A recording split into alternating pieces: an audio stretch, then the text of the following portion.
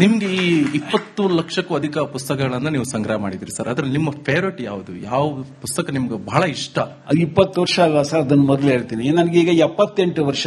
78 ವರ್ಷ. ನಾನು ಸತತವಾಗಿ 55 ವರ್ಷಗಳ ಕಾಲ ಪುಸ್ತಕವನ್ನ ಕಲೆಕ್ಟ್ ಮಾಡಿದ್ದೀನಿ. ಓಕೆ. ನನಗೆ ಬೇಸರನೇ ಆಗ್ಲಿಲ್ಲ. ಕಾರಣ ಏನು ಅಂದ್ರೆ ಅದನ್ನ ನೋಡಿದಾಗ ನನಗೇನಾಗುತ್ತೆ, ಇದು ಇಂಪಾರ್ಟೆಂಟ್ ಬುಕ್, ಇದನ್ನ ಮುಂದೆ ಪೀಳಿಗೆ, ಇದು ನನ್ನ ಮನಸ್ಸಿನಲ್ಲಿ ಅದೇ ಬರ್ತೈತೆ ಹೊರತು ನನ್ನ ವೈಯಕ್ತಿಕವಾದ ಜೀವನಕ್ಕೆ ಬರಲೇ ಇಲ್ಲ.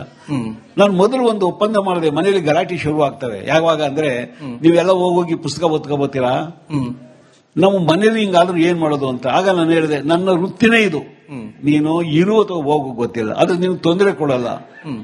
ನಾನು ಏನ್ ತಗೊಳ್ತೀನಿ ಸಂಬಳ, ಅದರಲ್ಲಿ 70 ಭಾಗ ನನಗೆ ಬಿಟ್ಬಿಡು ನನ್ನ ಪುಸ್ತಕ ತರಿಗೆ, ಇನ್ನು ಉಳಿದ 30 ಭಾಗದಲ್ಲಿ ನೀನು ಜೀವನ ಮಾಡು. ಇನ್ನು ವೈಲಾಸ ಜೀವನಗಳಾಗೋದಿಲ್ಲ, ನಿನ್ನ ಊಟ ಬಟ್ಟೆಗೆ ಅನುಕೂಲ ಆಗುತ್ತೆ, ಅಷ್ಟು ಮಾಡು ಅಂತ ನಾನು ಮನೆಯವ್ರಿಗೆ ಹೇಳಿದೆ. ಅವರು ಒಲ್ಲದ ಮನಸ್ಸಿನಿಂದ ಒಪ್ಕೊಂಡ್ರು. ಆ 70% ನನಗೆ ಸಾಕಾಗ್ಲಿಲ್ಲ. ಆಗ ಒಂದ್ 4 ಹಸುಗಳನ್ನ, ಆಗ HF ಹಸುಗಳು ಅಂತ ಬಹಳ ಫೇಮಸ್, ಅವನ್ ತಂದು ಇಟ್ಕೊಂಡು ನಾನು ಫ್ಯಾಕ್ಟ್ರಿಗೆ ಹೋಗ್ಬೇಕಾದ್ರೆ 9 ಗಂಟೆಯಿಂದ 5 ಗಂಟೆ ಇರ್ತಿದ್ದೆ. ಹಾಲು ಕರೆದು ಪಕ್ಕದಲ್ಲಿರೋ ಡೈಲಿ ಹಾಲು ಹಾಕಿ ತಿರ್ಗಾ ಸಾಯಂಕಾಲ ಓಡ್ ಬಂದು ತಿರ್ಗಾ ಹಾಲು ಕರೆದು ಹಾಕುವೆ. ಅದರಿಂದ ಹಣ ಆಯ್ತಿತ್ತು. ಅದು ಸಾಕಾಗ್ಲಿಲ್ಲ.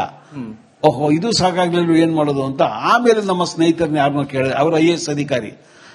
ದುಡ್ಡು ಮಾಡಬೇಕಾದ್ರೆ ಏನ್ ಮಾಡೋದು ಅಂತ. ಅವ್ರು ಯಾಕೆ ಮಾತು ಕೇಳ್ತಾ ಇದ್ದೀರಿ ಅಂತ ಕೇಳಿದ್ರು. ನಾನು ಹಾಗೆ ಹೇಳಿದೆ, ನಾನು ಪುಸ್ತಕಗಳನ್ನು ತರಬೇಕು, ಬೇರೆಯವ್ರಿಗೆ ಮೋಸ ಆಗದಂಗೆ ನನಗೆ ಹಣ ಸಂಪಾದನೆ ಮಾಡಬೇಕು. ಅವ್ರು ಒಂದು ಮಾತು ಹೇಳಿದ್ರು, ಡಿಕ್ಷನರಿ ತೆಗೆದು ನೋಡಿ ದುಡ್ಡು ಸಿಕ್ಕತ್ತೆ ಅಂತ. ನಾನು ನಿಮ್ಗೆ ಗೊತ್ತಾಗಲ್ಲ ಬಿಡಿ ಅಂತಿದ್ದೆ. ಇಲ್ಲ, ನಾನು ಹೇಳ್ತೀನಿ, ಮಾಡ್ತೀರಾ ಅಂದ್ರು. ಇದು ಇಂಪಾರ್ಟೆಂಟ್ ವಿಷಯ, ಹೇಳಿ ಅಂದೆ. ಹೋಗಿ ಒಂದು LIC ತಗೊಳ್ಳಿ, ನಿಮಗೂ ದುಡ್ಡು ಆಗುತ್ತೆ, ಅವ್ರಿಗೂ ಮೋಸ ಮಾಡ್ದಂಗ ಆಗಲ್ಲ, ಅವ್ರ ಲೈಫ್ಗೂ ಸೆಕ್ಯೂರಿಟಿ ಸಿಗ್ದಂಗ ಆಗುತ್ತೆ, ಯಾಕೆ ಆಗ್ಬಾರ್ದು ಅಂತ ತಗೊಂಡೆ.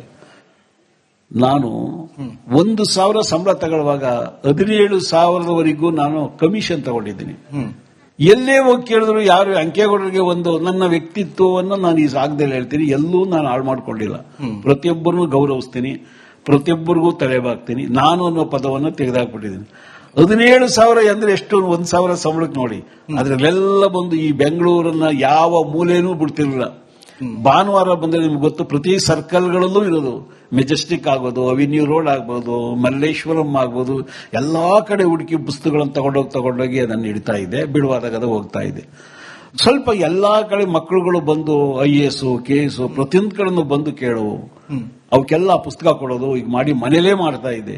ಇದನ್ನ ನೋಡಿದಂತ ನಮ್ಮ ಮಹಾನ್ ಚೇತನ ಹರಿಕೋಡೆ ಅಂತ, ಸಿರಿಯಲ್ ಹರಿಕೋಡೆ ಅಂತ, ನಿಮ್ಗೆಲ್ಲ ಕೋಡೆ ಫೌಂಡೇಶನ್, ಆ ಮಹಾನುಭಾವರು ಬಂದು ನೋಡಿ, ನೀವು ಮಾಡ್ತಾ ಇರೋದು ಒಂದು ಒಳ್ಳೆ ಕೆಲಸ, ನಾನೊಂದು ಕೊಡುಗೆ ಕೊಡ್ತೀನಿ ಅಂತೇಳಿ ಅಲ್ಲೇ ಒಂದು ಪಾಂಡವಪುರದಲ್ಲೇ ಒಂದು ದೊಡ್ಡ ಸೈಟ್ ತಗೊಟ್ಟು ಅಲ್ಲಿ ಬಿಲ್ಡಿಂಗ್ ಕಟ್ಟಿಕೊಡ್ತರು.